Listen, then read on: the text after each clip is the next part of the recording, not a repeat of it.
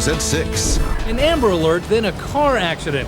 A missing boy's survival story after the vehicle he's in crashes. Plus, I'm just happy to be alive. A wounded police officer talks about what saved his life during a shootout. And our top story, a car and train collide, killing 4 young people. Tonight, the accident leaves several communities in the North Metro in mourning. I'm Dean Staley. And I'm Kristen Steiner, live in Anoka with tonight's top story. People died at this railroad crossing when a train collided with their car. Investigators say it appears the driver went around the crossing arm and tried to beat the train. It happened just after 10 last night, where the railroad tracks cross Highway 47, which is also known as Ferry Street in Anoka. The train was heading west to Portland, Oregon. The car headed south on Highway 47. The coroner just released the names of the 4 victims who were in that car. They are 20-year-old Brian Frazier of Newport, 19-year-old Harry Rhodes of Blaine, 17-year-old Bridget Shannon of Anoka, and 20-year-old Corey Chase of Coon Rapids. Police say the 4 were dead at the scene. Burlington Northern officials say the engineer set the emergency brake when he saw the car driving around the crossing arms, but it was too late. The train couldn't stop in time. We haven't identified any witnesses to the crash. At daylight, investigators began trying to confirm the engineer's version of what happened. Police say it appears the cross arms and warning lights were working properly, along with the horn, as we saw at this intersection today. It's a sound that carries through the town now with a much different meaning. Hearing the train sound going through there after the long delay and the long night, it is heart-wrenching, yes. Now, throughout the day, friends and loved ones have come to this crossing to look for answers as to why this happened. They are finding comfort only in one another. Colleen McCarty picks up our team coverage now. She is live with more on the victims. Well, there's been a steady stream of young people at this crossing all afternoon, and the flowers they've left behind warn everybody driving by of the 4 young lives lost here too soon. Never has so much attention been paid to the train tracks crossing Ferry Street in Anoka. That sound was likely the last thing Brian Frazier, Harry Rhodes, Corey Chase, and Bridget Shannon heard before a train smashed into their car. Stephen Buse shared a home with Brian and Harry. Cops called me, and I just thought it was a prank at first. And I get here, and now I know it's true. Friends crowded the crossing as word of the accident spread through the community. Lose somebody, you know. Don't know where else to go, don't know what else to do. We have so many memories I can't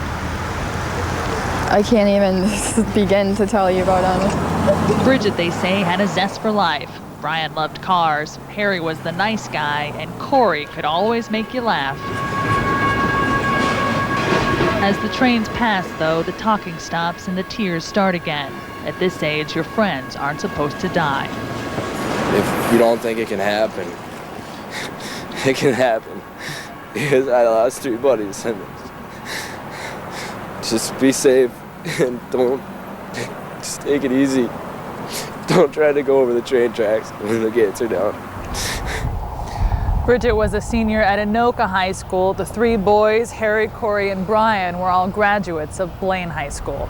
Live in Anoka, I'm Colleen McCarty, Channel 5 Eyewitness News. Thanks, Colleen. I spoke with Burlington Northern Railroad officials earlier this afternoon. They tell me these kinds of crashes are not only heartbreaking but also frustrating to the industry. There are about 400 crashes involving vehicles and trains each year. More than 40% of those, they say, are because a driver tried to beat the train. Now, in this case, they say the train was traveling 59 miles per hour. They say the engineer simply couldn't get the train to stop quickly enough. Now, here's what's next in the investigation. The State Patrol is working with the Anoka Police and the Sheriff's Department to reconstruct the accident scene. Meanwhile, investigators for Burlington Northern Santa Fe Railroad say they're checking to make sure the lights, arms, and the horn were activated at the proper time. And police are still hoping any witnesses will come forward. It's obviously a very painful day for many folks here in the Northern Metro. We will come back later in the newscast with more on this tragedy. Now let's send it back to Dean in the studio. Thanks, Kristen. Early this morning, an Amber Alert was issued for an 11-year-old boy in western Wisconsin. It has ended with an unexpected twist. A contract bus driver was supposed to drop off Jonathan Olson at Olson's home in Pepin, Wisconsin, after special education classes in Ellsworth yesterday. They never showed up. Reporter Reg Chapman is following this developing story from our newsroom. Reg? Dean, right now that boy is in a St. Paul hospital and the man who was driving him home is dead. This morning authorities discovered the school van crashed in a gully not far from Ellsworth. The Pierce County Sheriff says no one saw the wrecked van in the brush until this morning. A neighbor heard Jonathan Olson screaming for help and called police. The sheriff says Olson was hurt. Suffering from injuries and probably hypothermia as cold as it was last night. It was so cold, Jonathan Olson's body temperature had dropped to 74 degrees. He also had a broken leg. He is at Gillette Hospital in St. Paul right now. Investigators hope he can tell them more about the circumstances of the crash. The driver, Gene Dittman, died at the scene. Dittman was 58 years old. Authorities hope an autopsy will help explain why he crashed. The sheriff says the other oddity is Dittman was driving on a different road than from his normal route. Now, a weird coincidence led to this Amber Alert. Olson's small hometown, Pepin, is also the hometown of Jennifer Borkman. Now, Borkman just got her son Christopher back from his father, Mark Samples. Samples was on the run with Christopher for more than a year. Today's Amber Alert came about with Borkman's help. Live in the newsroom, Reg Chapman, Channel 5 Eyewitness News. Tonight, a school shooting victim in Cold Spring is clinging to life. Seth Bartell's condition is still critical after being shot at Rocori High School this week. Doctors say a bullet is lodged in his brain and he is sedated. Aaron Rollins was killed in the shooting. His private funeral service will be Monday morning in Cold Spring. Governor Pawlenty has asked all schools in Minnesota to fly their flags at half-staff on Monday in memory of the victims of that deadly shooting. He also wants schools to observe a moment of silence. 15-year-old Jason McLaughlin is charged as a juvenile with second-degree murder in this shooting. Prosecutors are seeking to try him as an adult. A suspected burglar is behind bars tonight. Oakdale police spent the morning chasing him. A neighbor called police just after dawn this morning to report a stranger in a neighbor's garage. The man ran from police. They blocked off the area. Police chased that suspect to a swamp south of 10th Street. And that's where they caught the suspect with the help of a police dog. Police say the suspect is responsible for breaking into 3 cars and 2 garages. 2 other people are in custody after a series of vehicle break-ins overnight. The break-ins were discovered around 4 o'clock this morning. Police say they happened in the area of the 6400 block of Willow Lane in Brooklyn Center. At least 10 vehicles were hit. Car stereos and other loose items were stolen. A big day today for a police officer in Owatonna. I'm just happy to be alive. Nearly 4 months after Joel Walensky was injured in a shootout, he is out of the hospital. The shooting happened June 7th at a drugstore in Owatonna after a customer apparently lashed out at the pharmacist. Today, Walensky says he is very grateful. Thank God for the great training I had. That's what saved my life. I'm just happy to be here. David Francis Coughlin is charged with 2 counts of first-degree attempted murder and assault in connection with that shooting. Old railroad tracks helped lead to a derailment late last night in New Ulm. 7 train cars from Dakota, Minnesota, and Eastern Railroad went off the tracks. 3 of them slid down an embankment. They were carrying liquid fertilizer, but none spilled, and there were no injuries. The site should be cleaned up by this evening. These construction barriers mean trouble for some drivers this weekend. Details on some closures you'll want to know about next. Plus, the Gophers take their flawless record to the Big Ten and Penn State. But could they stay undefeated? Cloudy today, very cool, but what about the stretch of this cool weather? How long does it last? Forecast will tell you. Real-time closed captioning sponsored by McCarthy Hummer, Minnesota's exclusive Hummer dealer. Lease one today for only $6.99 per month. All this dad ever wanted was someone he could teach how to play golf, someone to play poker with, and someone to follow in his footsteps. He got exactly what he wanted. Try and circle around back. I'll take the house. No, I think I should. Don't argue with me, Dad. Karen Cisco. U.S. Marshal, get yours up in the air. Premieres Wednesday, October 1st on KSTP. At Issue with Tom Hauser, the story behind local issues and views from political insiders. Watch the Emmy Award-winning At Issue with Tom Hauser, Sunday mornings at 8:30 on Channel 5. Once again, YoPlay invites you to join in our Save Lids to Save Lives program. For every pink lid you send in, we'll donate 10 cents to the Susan G. Komen Breast Cancer Foundation, up to $1.2 million.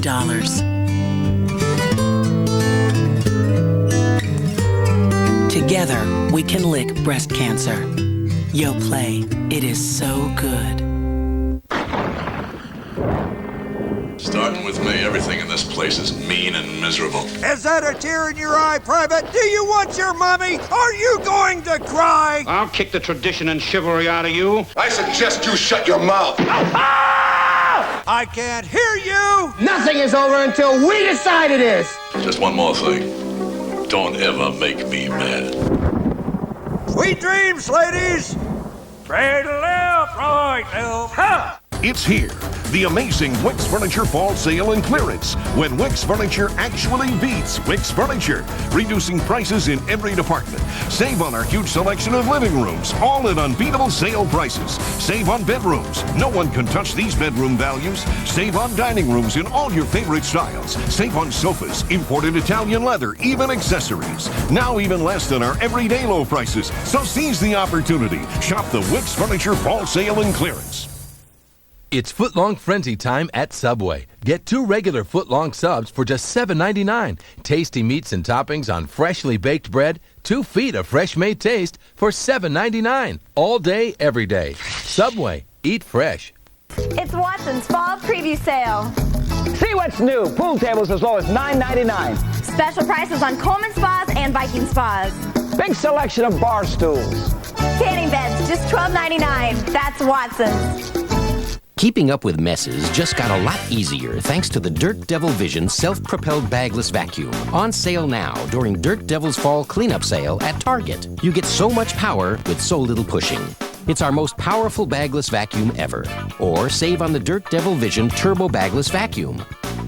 With a powerful turbo tool which removes dirt and pet hair that clings to upholstery. Run in and save during the Dirt Devil Fall Cleanup Sale at Target. Nothing escapes the power of a Dirt Devil. Getting around parts of the Southwest Metro is not easy this weekend. North and southbound lanes of Highway 100 are closed at Interstate 494 this weekend for construction. That area should be open for the Monday morning rush hour. And in the Southeast Metro, Highway 61 is down to single lanes in both directions from Carver Avenue and St. Paul to 20th Street in Newport. That closure will also be open by Monday morning's rush hour. Members of the Minneapolis African American think tank are rejecting the decision to hire David Jennings as superintendent of schools. They say Jennings was hired because of his expertise in managing money, not for developing young minds and managing educators. A petition is being circulated calling for the Board of Education to reverse Jennings' hiring.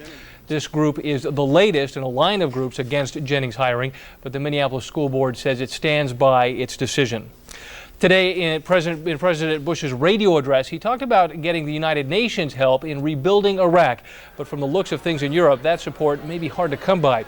People from London, England to Cairo, Egypt marched against the continued occupation of Iraq today. In central London alone, 20,000 people attended the anti-war rally. The French fry industry is taking a hit. A trade group for potato growers say French fry sales are leveling off because people are watching their waistlines. The trade group, along with restaurant groups, blame consumer advocates and nutritionists for the French fries' bad rap. Flu shot season is here, and this year, federal officials say there is enough of the vaccine to go around, so do not wait to get yours. In the past, health officials wanted elderly and other vulnerable adults to get theirs first, but that is not the case this year. The cool down is on. Next at 6, Rob Cook's forecast looks unseasonably cool. We'll be right back.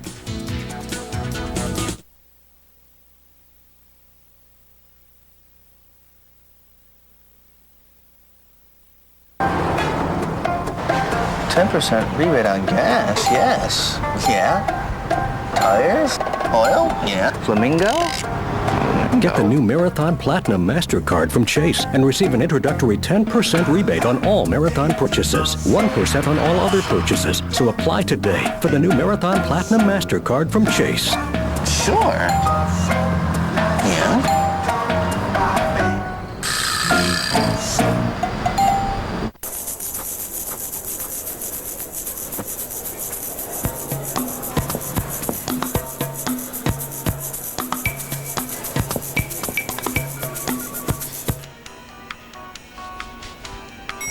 Todd?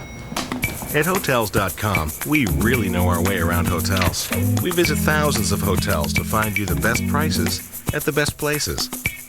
Hotels.com. Best prices, best places. Guaranteed. Excel Energy and Channel 5. When it comes to energy, we're keeping you safe and helping you save. Climbing trees and flying kites are a summer ritual with kids, but they can also be deadly when done near overhead power lines. Take the time to teach your kids to stay away from power lines. Show them how to recognize high voltage signs, and if they see one, tell them to never play near it. Play it safe and smart with Channel 5 and Excel Energy. Stay away, stay alive. For a great-looking lawn next summer, now's the time to apply Performance Grass Seed from Menards. Fall seed establishes quickly to give your lawn a head start in the spring. 5 pounds are just $4.99. Get all your fall pruning jobs done with help from Fiskars. This bow saw and folding pruning saw set is just $9.99. This set with a bypass pruner, power gear lopper, and hatchet is $24.95. We're trimming prices at Menards. Save big money at Menards. How about those Vikes? We ask head coach Mike Tice each and every Sunday night at 10:22 on Sports Wrap with Mike Tice. Then stay tuned for high school Sports Wrap on 5. Channel 5 Eyewitness Weather is presented by Amica Insurance. Oh, that's headed for the water.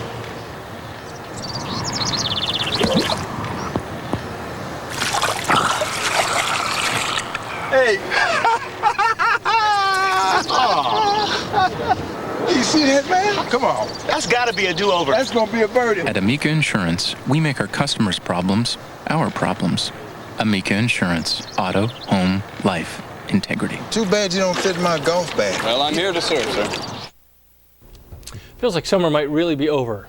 It's starting to really feel that way. You're sort of right. getting that impression. I don't know. Each day that comes in cloudy and stays at 60 degrees, or not even 60, you got to wonder if it's ever coming back. It was a cool day today, Dean. Again, a couple of sprinkles in a few spots, but tomorrow, I think the same old story, more clouds versus sunshine.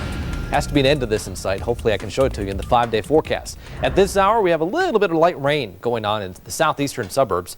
That is continuing to move its way through Red Wing, Hastings. But our other big headline, northwest of the majority of our viewing area, is a frost advisory. Bemidji, Fargo, Grand Forks, Thief River Falls, all the way down to Fergus Falls. This for tonight, temperatures could drop below 32 for a couple of hours. Again, that does not include Alexandria or any of eastern Minnesota. Here's the light rain showers. This is falling apart. This is the movement over the past hour. Could be raining very lightly in Red Wing, a few hundredths of an inch. That is it, and this will dry up, and then the rest of the night should be mainly on the quiet side. Temperatures, well, they haven't been too bad today as far as the cool goes. It's been in the low 50s. It could be worse into the upper 40s, that's for sure. But considering 10 below the normal high, pretty chilly stuff. 45 in Hibbing, 46 in Duluth right now. Skies cloudy the next 24 hours. Take a look at what the True View shows you tomorrow. All day, just continuous cloud cover moving over. I do think there'll be some breaks every now and then of some sunshine tomorrow, but not widespread open blue skies throughout the day. 53 the high tomorrow in Alexandria, 51 in the Twin Cities, 48 in Duluth, 49 in Hibbing for a high, 52 in Owatonna, and Redwood Falls after a high today of 57. You'll be at around 53 degrees. What we have is low pressure spinning across the upper levels of the atmosphere just south of Hudson Bay. This is a pattern more resemblant of what you'd probably see in late October and November, but we're getting it now. So what we're having is cool air just funneling down straight out of the northwestern territories, and this is very chilly air for the time of the year. In fact, so chilly our high today only climbed to 52 in the Twin Cities, 47 in Rice Lake, 55 in Mankato, 49 for the high temperature in Brainerd, and cloudy 48 in Bemidji, 52 up in Roseau. Well, tomorrow we'll try to equal those 50s, but I don't think any 60s are in our sight. The jet stream shows the pattern now with cool air locked in through Monday and Tuesday. A little bit of a movement northward on the cool air pocket, but not much. 40 tonight, a sprinkle early, mostly cloudy. Otherwise, the winds tame down just a little. Tomorrow, 52, mostly cloudy, cool and breezy. The winds under 20 throughout much of the day. And Sunday night, partly cloudy and chilly. As we lose more clouds, the temperatures, as you notice, get a little bit cooler. Here's the 5-day forecast and one really brisk day. Of course, compared to today, only 4 degrees down. Probably nothing for us. 48 Tuesday, mostly sunny. And the sun is back on Wednesday with 51 degrees. It probably will make a difference once the sun returns. You know, sun and 50 feels better than cloudy and 50. So just wait a few days. But overnight down there near freezing. Getting close, especially by probably Tuesday here in the metro. Great. Thanks, Rob. Actor, singer, and dancer Donald O'Connor has died. Among his best performances, the showstopper Make 'Em Laugh number from the Singin' in the Rain, in which he dances with a prop dummy and does all manner of amusing acrobatics. He also shared the screen in movies with Francis the Talking Mule. O'Connor's daughter says he was in failing health. O'Connor was 78 years old. Baseball's final pennant race of the season was decided this afternoon. Plus, the Gophers try to get off to their best start in more than 15 years. Find out if they got a win in Happy Valley. Up next in sports. If you cook or clean, Warner Stellian has appliances to make your life easier. I feel free. I feel free. Choose appliances that minimize your work and maximize your free time. Pay nothing for 6 months with qualifying purchase and credit approval. Plus, get free Meta delivery, free installation when permitted, and free recycling. Choose appliances to fit your lifestyle at Warner Stellian. I feel free.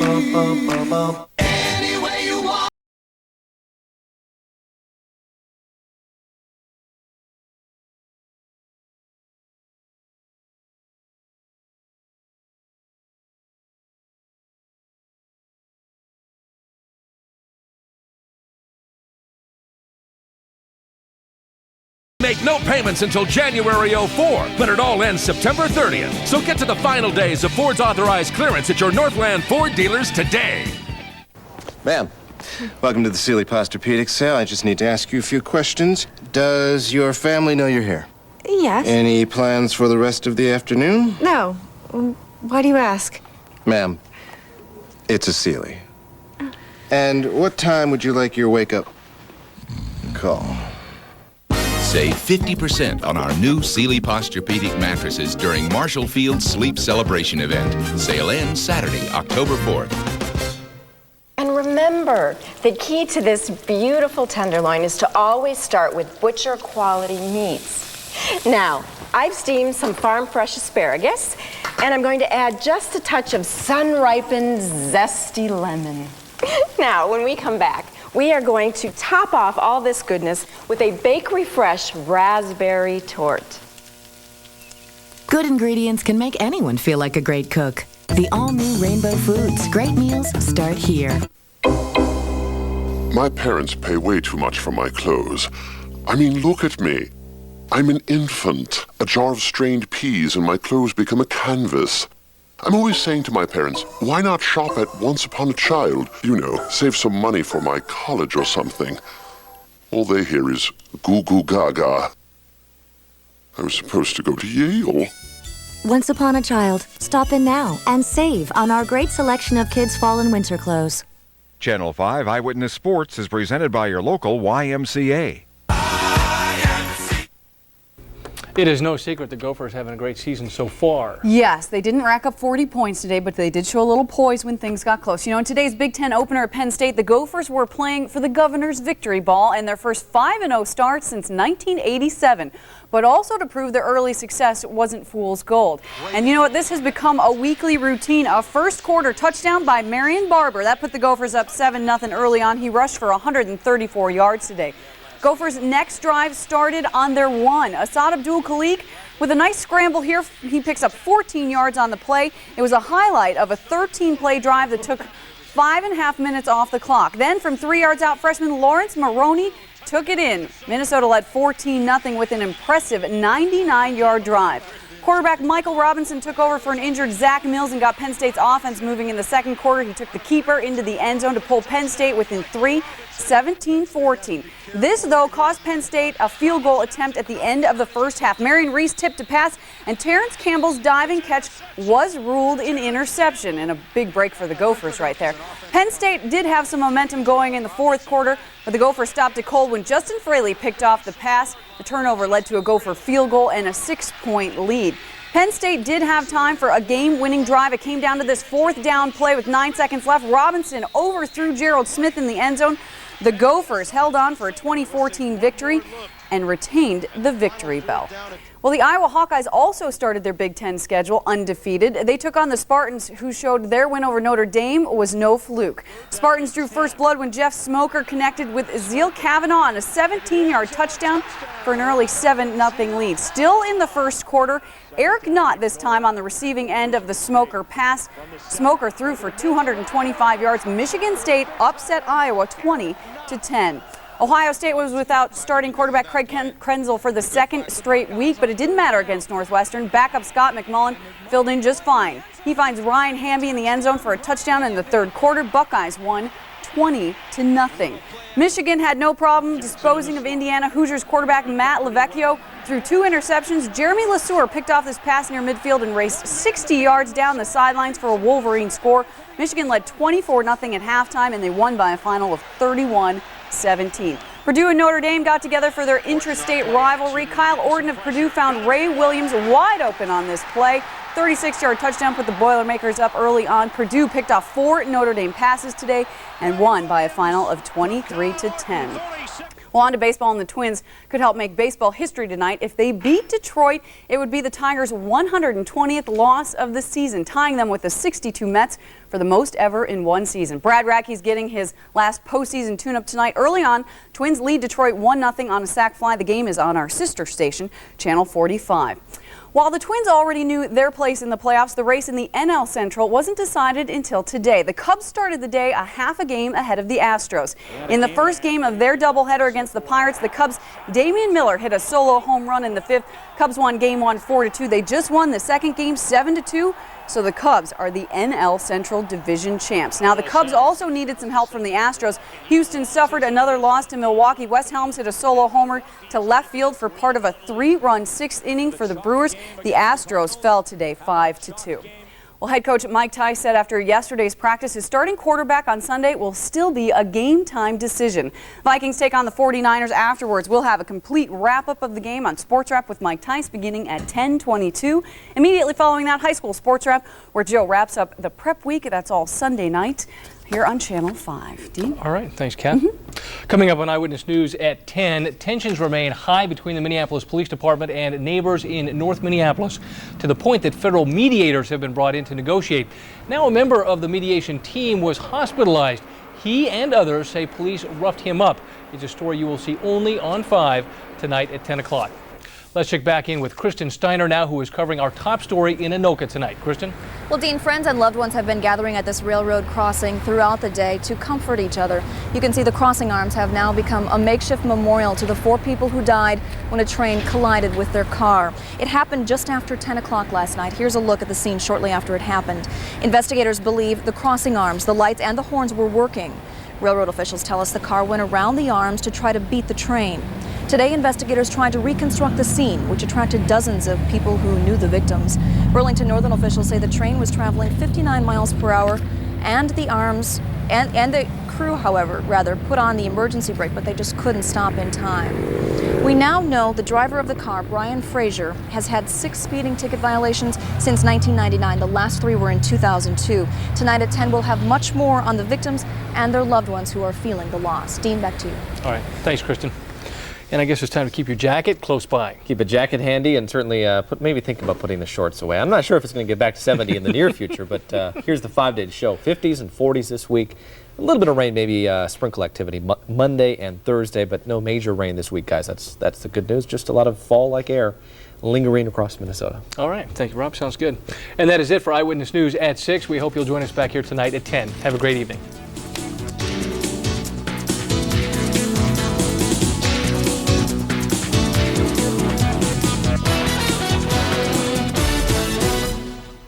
It happens just once a season. The one-time Wix Furniture beats Wix Furniture by reducing prices store-wide. And now the Wix Fall Sale and Clearance is in its final weekend. You only